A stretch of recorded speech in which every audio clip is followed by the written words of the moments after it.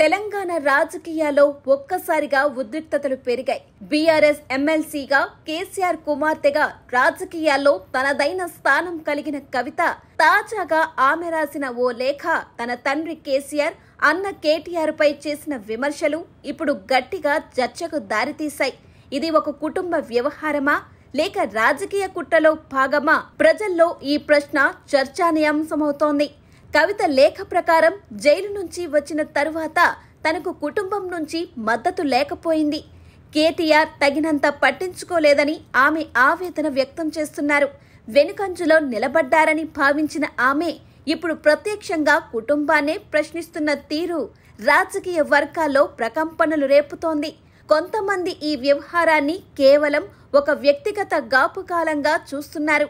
ఇది కుటుంబంలో పరిష్కరించుకోవాల్సిన విషయం అంటున్నారు. ఇంకొందరేమో ఇది రాజకీయ ఎత్తుగడ. కవిత తన భవిష్యత్తు, రాజకీయ ప్రయోజనాల కోసం బీఆర్ఎస్ పైనే దాడి మొదలు పెట్టింది అంటున్నారు. మరోవైపు సామాన్య ప్రజలకు ఇది ఎంతవరకు సంబంధించిన విషయం అన్నది ప్రస్తావనలోకి వచ్చింది.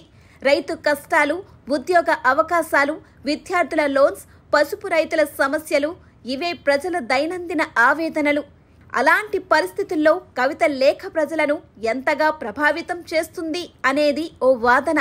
కానీ ఇదే సమయంలో తెలంగాణ ఆడబిడ్డకు న్యాయం జరగలేదంటే అది రాష్ట్ర గౌరవానికే మచ్చ కాదు కదా అని ఇంకొంతమంది ప్రశ్నిస్తున్నారు. జగదీష్ రెడ్డి లాంటి నాయకులతో మాట్లాడాల్సిన పరిస్థితి కేసీఆర్ కుమార్తెకి ఎందుకు వచ్చింది?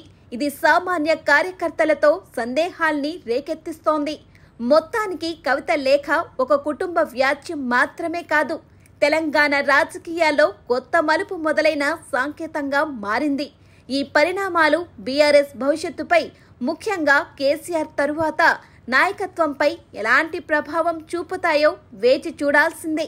ప్రజల దృష్టి నేరుగా లేకపోయినా ఈ వర్గీయ చీలికలు రాష్ట్ర రాజకీయాల్లో గంభీర ప్రతిధ్వని కలిగించనున్నాయనడంలో సందేహం లేదు.